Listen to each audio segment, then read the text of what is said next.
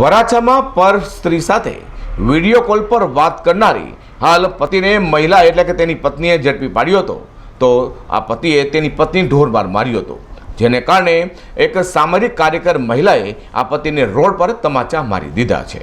વરાછામાં પતિને video calling દ્વારા રંગરેલિયા મનાવતા પકડી પાડનારા પત્નીને ઢોરની જેમ ફટકારી હતી, જેથી પત્નીને મારનાર પતિને એક સોશિયલ વર્કરે જાહેરમાં તમાચા મારી કામ કરતી મહિલાની ઇજ્જત કરવાના પાઠ ભણાવ્યા હતા। લગ્નના 7 વર્ષના ગાળામાં 2.5 વર્ષથી 7થી વધુ વખત પત્નીને હાલ મારી અધમોવી બનાવી દેનારા પતિને છેલ્લી વોર્નિંગ આપી હતી। મહિલા સામાજિક કાર્યકર દર્શનાબેન જણાવ્યું હતું કે દરેક મહિલા ખરાબ નથી હોતી, એમ દરેક પુરુષ પણ સીધા નથી હોતા।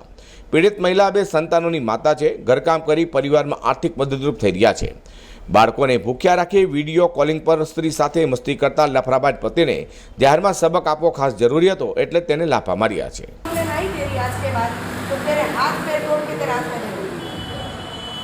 फोन का यूज ही नहीं करने का। यहाँ पे तू वॉचमैनगिरी करता है ना, तो यहाँ पर ही टाइम देने का, कौन आया कौन गया क्या कर रहा है क्या, ये सब कुछ। और 1 रुपया भी तेरे पास नहीं रखना है। बच्चों की परवरिश, पढ़ाई, हॉस्पिटल का खर्चा मैं देख लूँगी, खत्म। अभी तेरे को पैसे की ज़रूरत नहीं है। मम्मी पापा नहीं है ना तेरे, जवाबदारी खत्म।